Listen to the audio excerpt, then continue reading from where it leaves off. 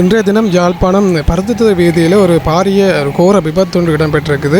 இது ஒரு சிறிய ரக கார் ரக வாகனம் ஒன்றும் ஒரு பயணிகளை ஏற்றி பஸ் ரக வாகனம் ஒன்றும் இந்த இடத்துல விபத்துக்குள்ளாக இருக்குது. நிறைய மக்கள் இந்த இடத்துல ஒன்று கூடியிருக்கணும். அதோட போலீஸ் பாதுகாவலரும் இந்த இடத்துல வந்திருக்கணும்.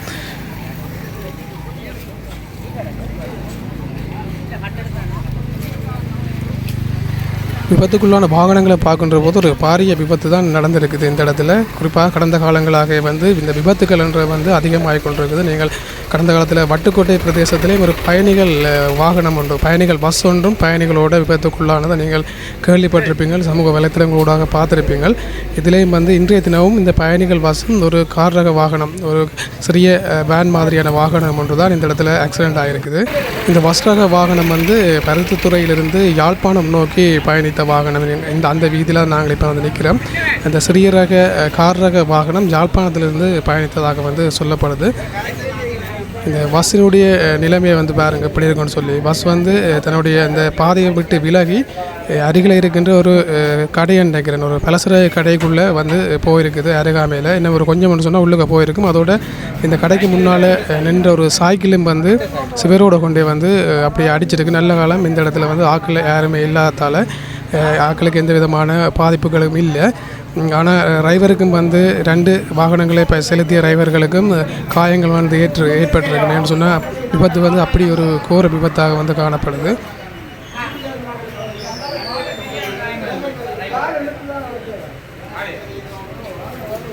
பாருங்கள், இந்த தனியார் ரக இந்த பஸ் வண்டி சரியாக சேதமடைஞ்சிருக்கு. உண்மையிலே இந்த சொந்தக்காரர்களும் உண்மையிலே பாவமே விபத்துகள்ன்றது உண்மையிலே எதிர்பாராத விதமாகத்தான் நடைபெறுகின்றது. ஆனால் இருந்தாலும் நாங்கள் சரியான கவனமாக இந்த பாதைகளில் வாகனங்களை செலுத்த வேண்டும் என்று சொல்லிக்கொள்கிறோம். ஏன்டா பாருங்கள், ஒரு சிறிய ஒரு தவறு இல்லாட்டிக்கு கொஞ்சம் வேகம் அதிகமானதால் இந்த விபத்து எப்படி மாறி இருக்குன்னு சொல்லி. ஏன்னா தனியார் பஸ்ஸில் டிரைவர் மட்டுமில்லை, பயணிகளும் பயணிக்கிறது வழக்கு. இந்த பஸ் வாகனத்தினுடைய கண்ணாடிகளில் உடைந்து ரோட்டு முழுவதும் எல்லாமே பறந்துருக்குது. இப்போ போலீஸ் பாதுகாவலர்கள் இந்த ரோட்டை சிறு சிறு நேரம் தடைப்படுத்தி வச்சிருக்கணும். இதில் பாருங்கள், இந்த வாகனம் இந்த பஸ் வண்டியை விடவே இன்னும் நிறைய பாதிப்புக்குள்ளாக இருக்குது.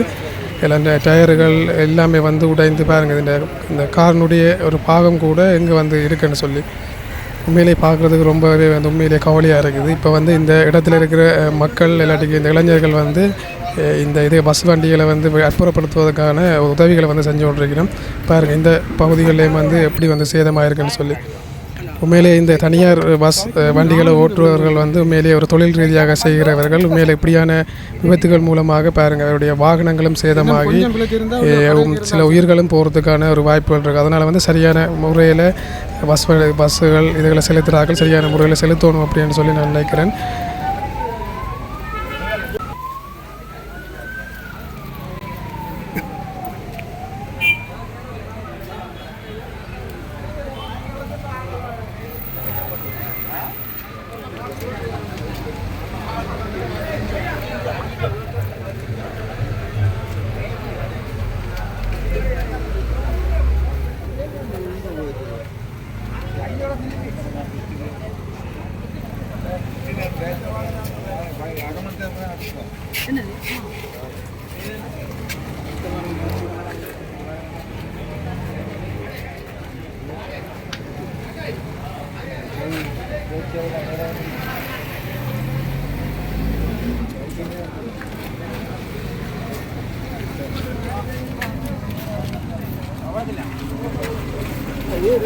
அது பேர் மாதிரி அதனால அடிச்சு நடந்தாலும் அவன்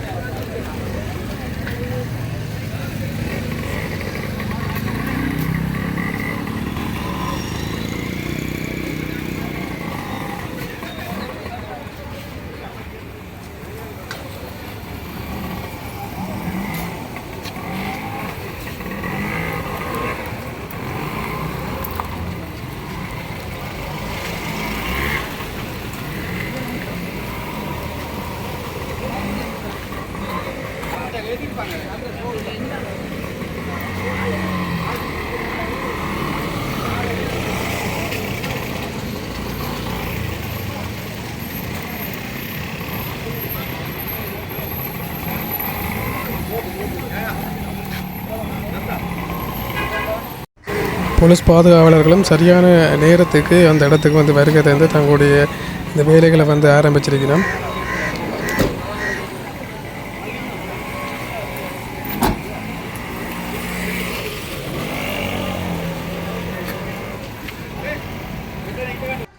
உங்களுக்கு தெரியும், இன்றைய தினம் யாழ்ப்பாணம் நல்லூர் ஆலயத்தினுடைய கொடியேற்ற நிகழ்வு வந்து இடம்பெற்று கொண்டிருக்கிற இந்த சந்தர்ப்பத்தில் இந்த இடத்துல இப்படியான ஒரு விபத்து இடம்பெற்றது உண்மையிலேயே ஒரு சோகமான நிகழ்வு. குறிப்பாக இந்த நல்லூர் ஆலயத்துக்கு வந்து நிறைய மக்கள் வருகை தருவினம் என்ற பாதைகள் எல்லாம் வந்து கொஞ்சம் ஆட்கள் கூடுதலாகத்தான் இருக்கும். இந்த இன்னும் ஒரு 25 நாட்களுக்கு இந்த பாதைகளால் வந்து பயணிகள் வந்து அதிகமாக போய் வருவினம். அதனால் கொஞ்சம் கவனமாக இந்த வாகனங்களை செலுத்துவது நல்ல என்று நினைக்கிறேன்.